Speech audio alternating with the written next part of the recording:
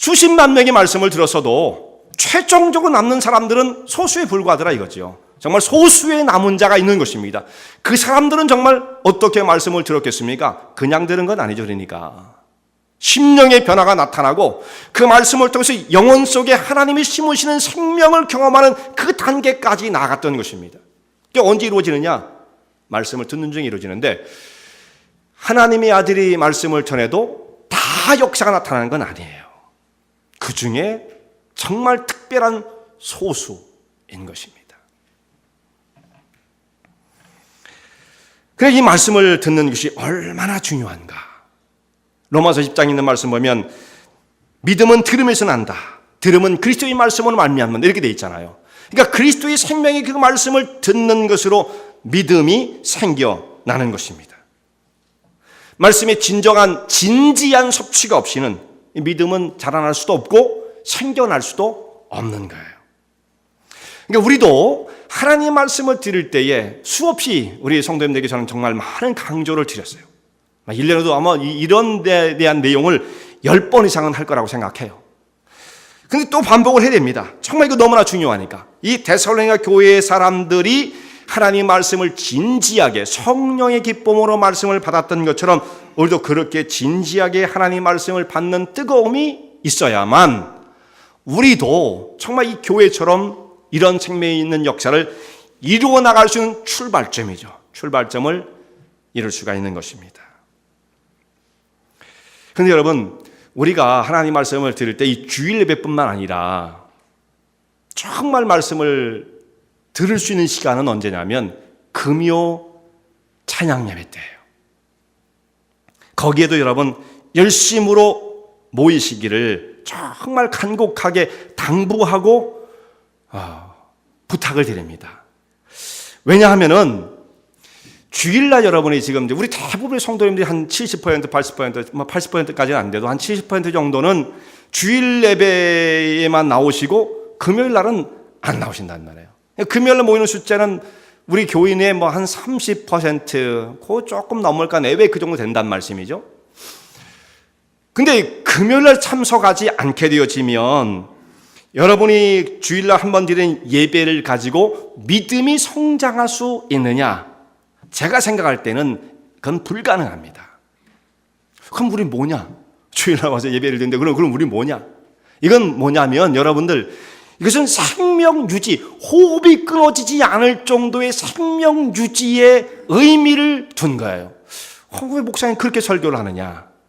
저는 그렇게밖에 주일날은 설교할 수 없습니다. 왜냐하면 여기는 신앙생활을 평생 몇십 년 하신 분도 계시고, 또 여기는 이제 막 교회에 와서 아무것도 모르는 분도 계실 수가 있어요.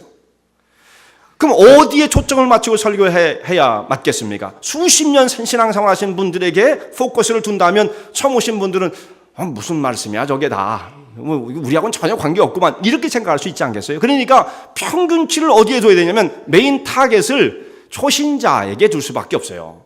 신앙생활을 뭐 한 1, 2년 정도, 한 6개월 정도 이렇게 생각하고 그 정도 하신 분들이다 생각하고 말씀을 전할 수밖에 없다 이거죠. 그 정도의 말씀을 듣고 영적인 성장과 영적인 도전이 일어나서 정말 정상적인 신앙생활의 성숙이 이루어진다면 얼마나 좋겠습니까마는 그것은 불가능하다 이거죠. 거기에 제가 초점을 두고 혹은 목적을 두고 설교하는 게 아니에요. 이건 생명 유지다. 여기서 또 이렇게 메인텐스가 돼가지고 그분들이 조금 신앙적인 열심이 생겨서 주님을 좀 더 알고 싶다 그래서 금요일날 나올 수 있다면 얼마나 좋겠네요. 그런 마음을 가지고 사실상 설교를 하는 것입니다. 금요일날 전하는 말씀은 그 주일날 설교하는 것과 완전히 다릅니다. 사실 거기는 신앙의 챌린지가 이루어질 수가 있어요. 왜냐하면 거기는 조금 더 열심을 가지고 듣고 싶은 분들이 오기 때문에 내가 좀 신앙의 성장을 이루어야지, 이렇게만 살면 안 되지 않겠는가, 그런 신앙의 열심을 가지고 듣기를 원하는 분들이 거기에 모이신다 생각을 하고 간주를 하고 거기에 말씀을 전합니다. 그러니까 말씀의 농도가 다를 수밖에 없어요.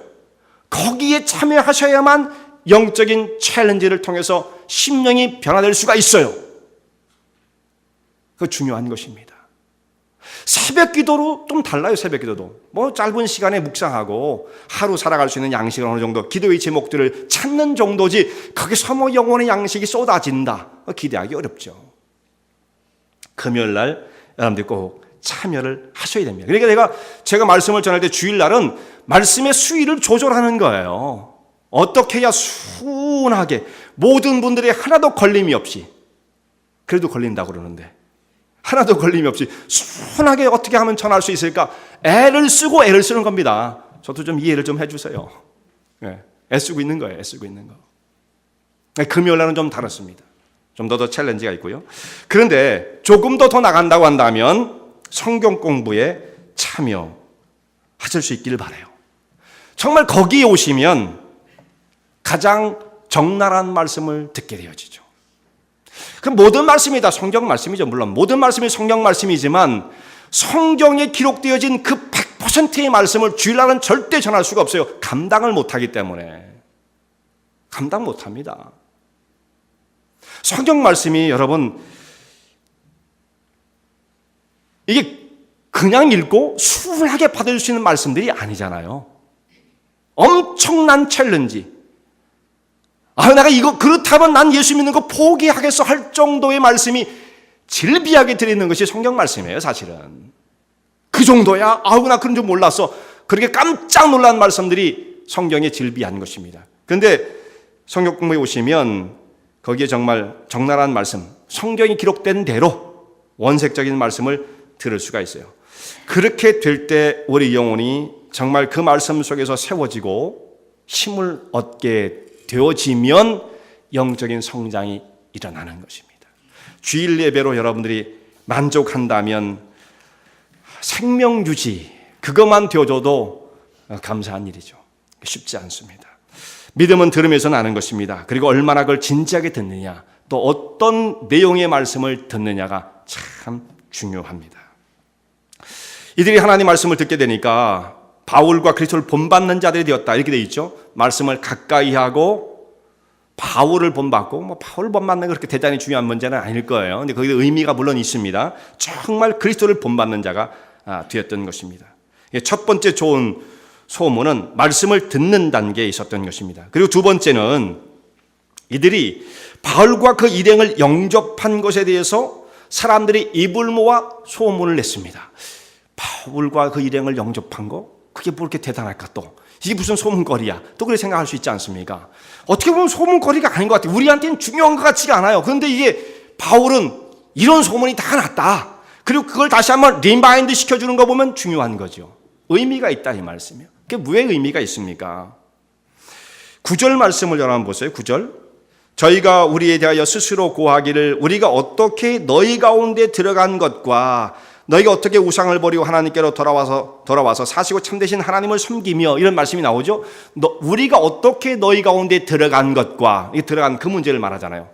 이것은 바울이 데살로니가 교회, 그 당시엔 교회가 이제 없었죠. 데살로니가에 가서 복음을 전할 때의 그때의 상황을 말하고 있는데 바울이 들어간 것도 중요한 사건이에요. 그렇지만 이들이 바울의 그 일행을 어떻게 맞아줬는가 이 문제가 중요한 것입니다. 바로 이제 그 말씀을 하고 있는 거예요. 우리가 들어갔더니 데살로니가 교인들이 그 성도들이 어떻게 사도 바울과 그 일행을 영접했는가. 그 당시에 지금부터 한 2000년 전에는요. 사람을 대접하는 문제 이것이 굉장히 중요한 문제였습니다. 손님을 대접해라.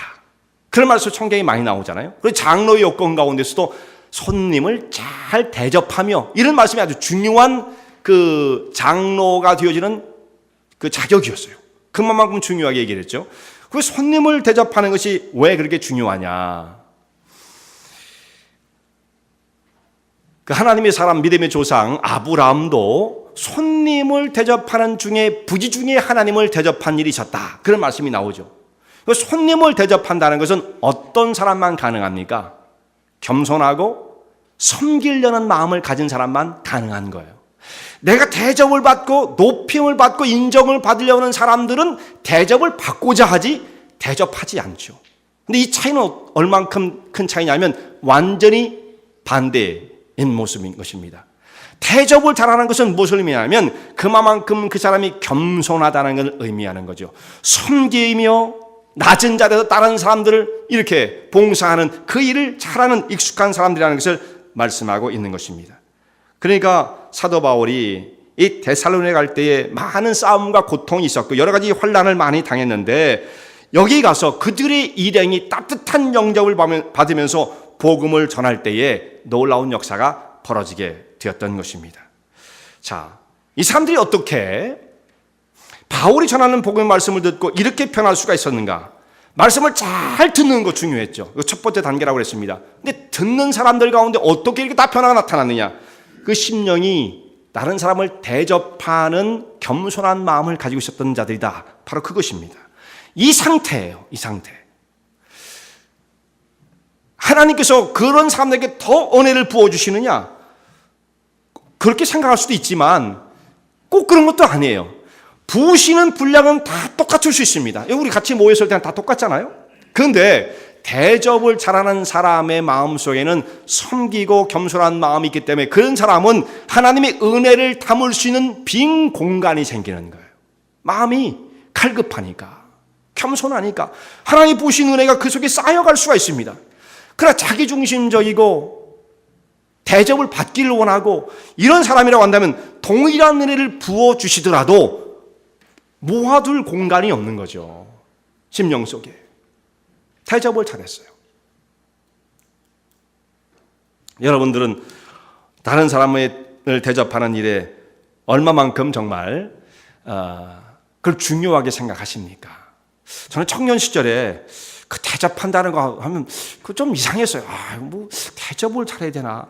그럼 꼭 목사님들 대접 받으려고 저런 말하는 것처럼 들린다. 그런 생각도 했어요. 청년 때는. 저는 대접 안 해도 괜찮습니다. 여러분 서로를 잘 대접하시고 정말 그런 겸손한 마음을 가진 분들이 하나님의 은혜를 받을 수 있어요. 그 사람이 그만큼 선한 일을 했기 때문에 은혜를 받을 만한 자격을 갖췄다? 그런 건 또 아니에요. 은혜를 받을 만한 자격을 갖춘 사람은 아무도 없어요. 다 비슷하지만 그 사람은 준비가 돼 있더라 이거죠. 뭐 은혜를 부으신 그 은혜를 담아둘 수가 있다는 말씀입니다. 근데 이것이 바로 믿음의 소문나는 두 번째의 그 소문거리였어요. 데살로니가 교회의 소문거리였습니다. 또 한 가지는, 세 번째는 이들이 우상을 버리고 하나님께로 온전히 돌아선 자들이다라는 것입니다. 자, 이렇게 돼야 진짜 신앙이죠. 우상을 버리고 하나님께로 완전히 돌아왔어요. 이게 바로 신앙생활을 진짜 하는 것입니다. 자, 믿는다고 해서 다 믿는 거는 아니잖아요. 우리가 지금 신앙생활 하잖아요. 그런데 우리도 이 사람들과 지금 그런 비슷한 스트로그를 하고 있습니다. 우리는 세상에 한 발을 두고 교회에 한 발을 두고 그 사이에서 이게 막 왔다 갔다 하면서 그렇게 살려니까 얼마나 이게 힘들고 피곤합니까? 어떤 때는 신앙 때문에 세상에서 마음대로 살지도 못하고 또 교회 와서도 세상에 어떤 붙잡고 있는 그런 문제 때문에 신앙적으로 헌신하지도 못하고 그 중간에 끼어가지고 이러지도 못하고 저러지도 못하고 우리 그런 모습이 얼마나 우리의 삶을 지금 괴롭히고 있습니까? 그렇기 때문에 신앙의 영적인 능력이 나타나지를 못하는 것입니다. 전적이지 못하니까 뭐든지 말이죠. 무언가를 하려고 그러면 자세가 잡혀야 돼. 자세가. 스탠스를 잘 잡아야만 힘을 쓸 수 있습니다. 근데 그 중간에 끼어가지고 어정쩡하니까 폼이 안 나오는 거예요. 폼이. 그래가지고는 힘을 발휘할 수가 없습니다. 세상에서도 막 못하고 교회 와서도 아무것도 못하는 거예요. 바로 그것이 한 가지를 정리를 못했기 때문에 그러는 거죠. 그렇다고 세상에 갈 수도 없고 하나님 앞에 정말 전적으로 헌신할 수도 없고 이것이 문제다 이거죠. 근데 이 사람들은 지금까지 섬기던 우상을 버리고 하나님께로 돌아왔습니다. 이게 오늘 아침까지도 우상 숭배자들이었어요. 오늘 아침까지도. 근데 그 순간 바울이 전하는 그 말씀을 듣고 그 모든 것을 다 버리고 참되신 하나님께로 돌아왔습니다. 이것은 오래 걸리는 것이 아니죠. 그때 당시에 각 도시마다 어떤 도시를 가더라도 그 지중해에 있는 모든 도시, 국가, 도시들은 거기에 고린도든 데살로니가든 빌립보든 어딜 가든지 신전이 다 있었습니다. 신전에 매일 제사를 드립니다. 신전에 가서 무슨 사람들이 무슨 일이 있으면 신전에서 항상 짐승을 잡아 제사를 드리는 거예요. 구약에 그 드렸던 그 제사의 법하고 비슷해요. 짐승 잡아 제사를 드리는 겁니다. 그런 식으로. 그래서 이걸 조상적부터 물려받아가지고 내가 나면서부터 자연스럽게 우상을 섬기는 자로 태어난 사람들이에요. 이것이 수백 년간 내려온 것입니다. 그러니까 그것을 벗어나서 산다는 것은 이건 불가능한 거죠. 그러니까 오늘 아침까지도 우상에 전에 가서 절하고 온 사람들입니다. 이 사람들이, 대부분 사람들이. 그런데 바울이 전한 복음을 딱 듣고 우리가 섬겼던 우상은 아무런 생명도 없고 의미가 없는 거구나. 그걸 깨닫는 순간, 그 순간에 우상을 버리는 것입니다. 완전한 회심이 이루어졌다는 말씀이죠. 버리고 돌아섰다는 말씀입니다. convert라고 그러죠. convert. 영어로는 사람이 완전히 돌아선 거예요. 가던 길을 멈추고 돌이켜 하나님께로 나오게 된 것입니다. 이럴 때에 믿음의 영적인 능력이 발휘되어지는 것입니다. 안 믿는 것도 아니고 안 믿는 것도 아니고 이 어정쩡한 상태에서는 세상에 아무것도 우리는 도전할 수가 없는 것입니다.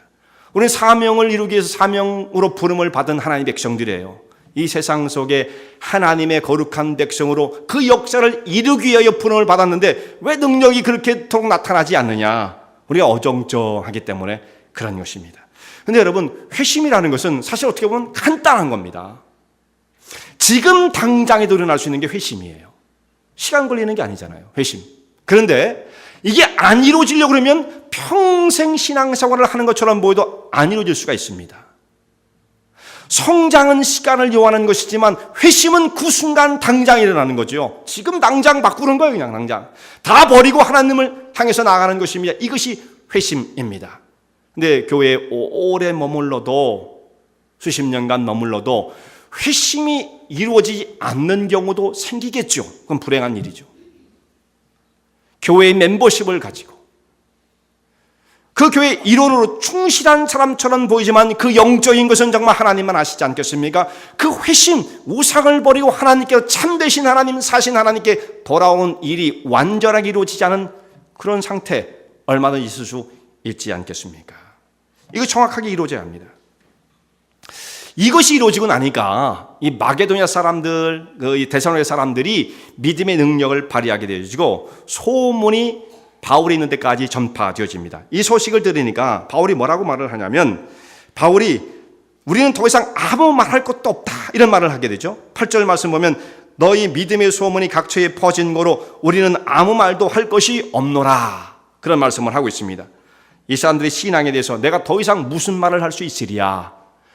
내가 거기서 더 부연 설명할 것도 없고 그렇게 말할 수도 있죠. 또 한 가지는 내가 그런 소식을 들으니까 그야말로 말문이 막힙니다. 그럴 수도 있겠죠. 너무 기가 막히면 기쁨이 와도 말문 막히잖아요.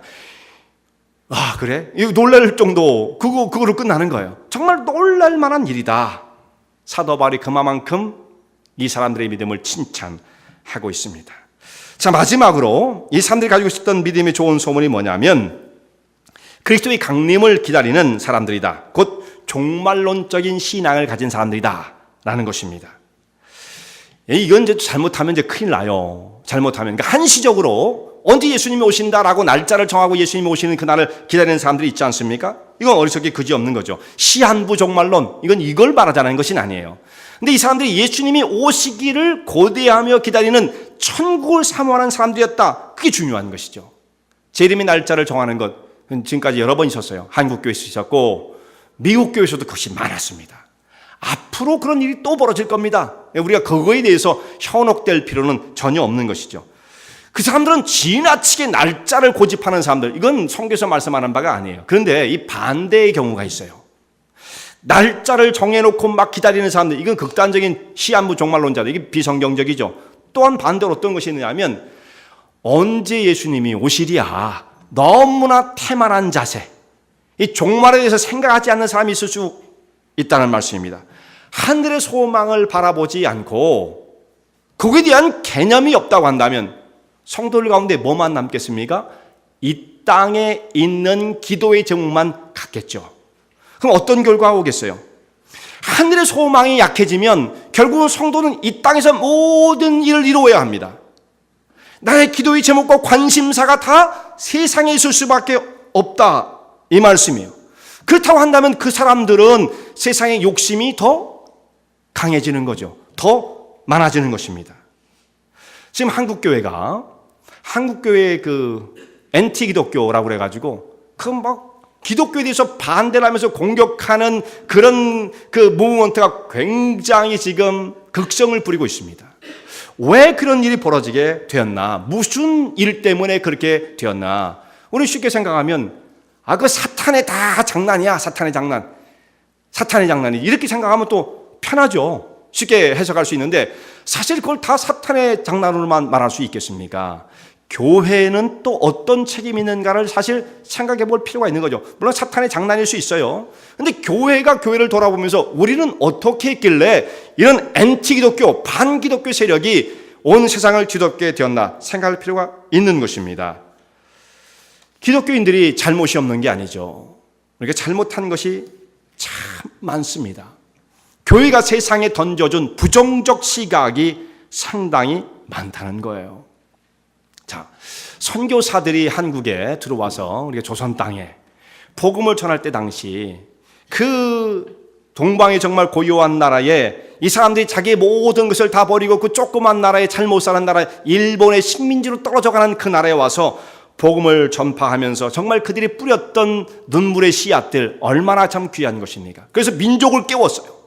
거기에 학교를 세우고 병원을 세우고 교회를 세우고 정말 민족을 깨웠습니다. 그러니까 우리는 선교사들, 특별히 기독교의 진빛이 너무나 많은 것입니다. 그러니까 기독교에 대해서 또 선교사, 서양 선교사에 대해서 정말 빚진 마음을 가지고 기독교에 대해 좋은 시각을 가지고 있었던 것이 사실이고요. 그런 것들 때문에 교회가 급속도로 성장을 하게 되었던 것입니다. 6.25가 끝나고 나서 60년대 못 살던 그 시대, 이제 그리고 70년대에 접어들면서 교회가 이제 급팽창하기 시작합니다. 70년대, 80년대, 90년대를 거치면서 교회가 막 불붙듯이 성장을 하게 되어지는 거죠. 2000년대 들어오면서 교회가 이제 하향 곡선을 그리기 시작했어요. 이제는 교회의 수가 줄기 시작합니다. 대형 교회만 늘어나지 교회 수는 전체로 줄기 시작한다는 말씀이에요. 왜 이렇게 되었는가? 이 70년대, 80년대, 90년대를 달려오면서 교회의 급성장이 어떤 모습으로 변질되었느냐면 세속화의 모습으로 변질되었다 이 말이에요.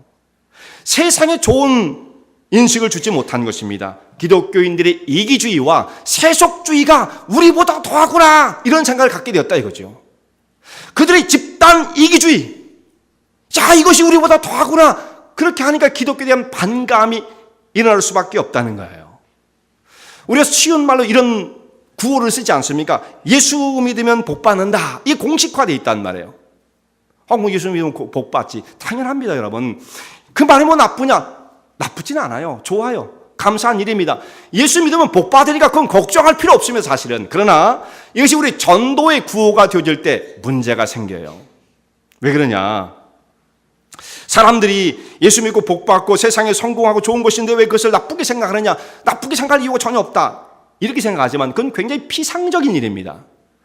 만약에 우리가 우리의 생각과 생각의 차원이 여기에 머무른다면 예수 믿고 복 받는 세속적인 복에 우리의 마음이 거기에 집착되어진다고 한다면 영혼이 새로워지고 예수님을 닮아가는 거룩에 대한 열정은 다 사라지고 마는 거예요. 거기에 대해서 우리가 관심을 가질 이유가 없잖아요. 어떻게 하면 복을 받고 잘 살고 성공하고 출세하고 부자 되느냐. 여기에 지대한 관심이 있는데 보이지 않는 그 세계에 대해 초월의 세계에 대해서 자기가 사모하는 마음을 가지고 변화되려는 그런 마음이 생겨날 수가 있겠습니까? 없는 거죠. 그러니까 예수님을 힘입어서 더욱더 세속주의자가 되는 거예요. 말이 안 되는 것처럼 보여도 그게 현실입니다. 예수님의 힘을 빌려 세상에서 성공하자라고 하는 정말 지극히 세상적인 신앙이 사람들 마음 가운데 자리 잡게 자기도 모르게 자리 잡게 되어지는 것입니다. 이렇게 되어지면 예수 그리스도를 따라 성화와 거룩의 길을 걸어가는 것은 생각할 수가 없는 것입니다. 우리의 삶의 목표가 세상에 고정되어 있는데 무슨 오지도 않을 천국을 바라보겠습니까? 그래 바로 그런 여기서 오는 부작용이 생기는 거예요. 바로 거기서. 예수 믿으면 그럼 다 실패하느냐? 그건 걱정할 필요 없어요. 다 정말 성공합니다. 그걸 우리가 추구해서 성공하는 게 아니에요. 하나님의 은혜와 능력으로 얼마든지 주의 백성들을 정말 지금보다도 나은 그런 삶으로 우리를 이끌어 가질 수 있지만 우리의 목표는 거기에 있지 않다라는 것입니다. 만약 우리가 영적인 깊이를 추구하지 못한다고 한다면 더 세속적이고 물질주의자들이 되어서 깊은 은혜의 세계를 생각지 못하는 아주 겉모습만 보는 피상적인 사람들, 그리고 축복 환자들 만드는 거예요. 그런다고 축복 받습니까? NT 기독교가 늘어나는 거죠. 자, 데살로니가 교인들을 한번 생각해 보십시오. 이것이 성경에서 말씀하고 있는 성도들의 삶이라고 말씀하고 있는 겁니다. 이것이 그야말로 증거되어지고 전파될 좋은 믿음의 소문이라는 말씀이에요. 그 교회가 예수를 잘 믿더니 그 교인들이 다 축복받았대. 이게 별로 자랑거리가 아니고 이 사람들이 하나님에 대한 소망을 가지고 주의 강림하심을 기다렸다. 이게 자랑거리라는 말씀이에요. 이게 자랑거리. 우리가 이 땅에 살지만 세상에 속한 사람들이 되지 않기 위해서 정말 신랑 되신 예수님의 오심을 기다리고 고대하는 천국에 대한 소망을 가지고 있어야 합니다. 여러분, 그게 얼만큼 뚜렷하게 신앙을 가지고 있습니까? 그 세상을 바라보면 이 땅의 삶이, 그러니까 천국의 그 소망을 가지고 있으면 이 땅의 삶이 등한시 되어지겠습니까? 그럴 걱정할 필요 없어요. 목표가 분명히 보이니까 이 땅의 삶도 균형과 질서를 잡게 되어져요. 걱정할 것 전혀 없습니다. 세상 걱정 다 짊어지고 걱정한다고 해서 잘 되는 게 아니에요. 천국의 소망을 둔 사람들, 이 땅의 질서가 그야말로 다시 재편되어지죠. 넉넉하게 살 수가 있어요. 하나님이 길을 보여주십니다. 그게 믿음의 길이에요. 이 땅에 예수님께서 다시 오시는 그날을 사모하고 바라보는 하나님의 종들, 그런 믿음을 가지게 될 때 영적 순결을 가질 수가 있어요. 이 시대에 우리가 정말 담당해야 할 중요한 하나님의 맡기신 사명이 있습니다. 어두워져 가고 침체되어져 가는 이 세상 속에 복음의 빛을 전파하는 사명을 하나님께서 우리에게 허락해 주신 것입니다. 정말 우리 교회가 이럴 때에 믿음의 좋은 소문이 퍼져나가던, 앞에서 제가 나열했던 그런 소문이 아니라 정말 영적인 본질적인 그런 소문이 퍼져나가던 그런 교회였었어요. 지금은 잘 모르겠어요. 정말 이것이야말로 우리 교회가 예수님 오시는 그날까지 간직해야 할 우리의 영적 비전인 것입니다. 다른 것을 자랑할 것이 아니고 하나님의 백성들이 정말 이곳에서 주님을 뜨겁게 사랑하고 복음의 역사가 나타나고 복음의 생명력을 통해서 우리 주변에 있는 영혼을 변화시키는 뜨거운 생명력 있는 교회가 세워졌다. 그 역사가 그 교회를 통해서 계속 지속적으로 이루어지고 있다라고 하는 이런 소문이 우리 주변을 향해서 퍼져 나갈 수 있기를 간절히 소망합니다. 이와 같은 일에 우리 성도님들이 기도의 힘을 모으고 영적인 힘을 모으고 하나님의 일 가운데 동참하시는 주의 종들 되시기 바랍니다. 기도드리겠습니다. 성도 여러분,